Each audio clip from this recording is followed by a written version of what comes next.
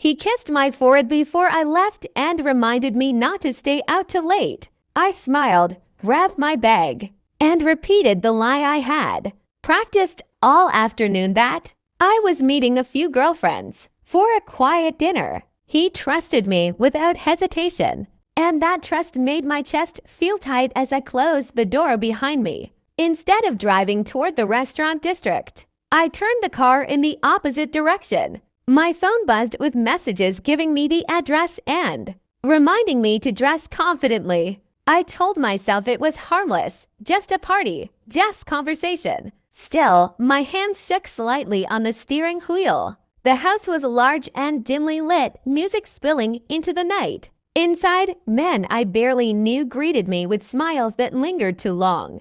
Drinks were offered immediately, and the atmosphere felt secretive, thrilling, and wrong all at once. I ignored the quiet voice in my head telling me to leave. As the night went on, the boundaries I thought I had faded. Conversations turned flirtatious, laughter louder, glances heavier. I kept checking my phone, half expecting a message from my husband, half hoping there wouldn't be one.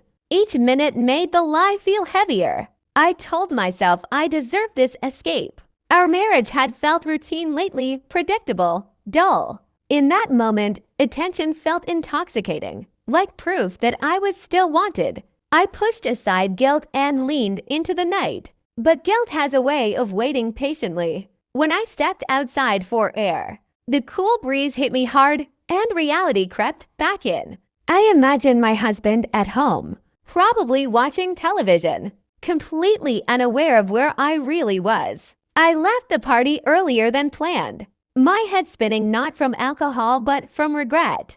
The drive home felt longer, quieter. Every red light gave me time to think about how easily I had betrayed someone who loved me. When I walked through the door, he looked up and smiled, asking if I had a good time with my friends. I nodded, forcing a laugh, and went straight to the bathroom so he wouldn't see the panic in my eyes. The lie came out too smoothly. That night, I barely slept. Every time he shifted beside me, guilt twisted tighter in my stomach. I wondered if lies had a sound, if my silence was loud enough to wake him. Days passed, but the secret didn't fade.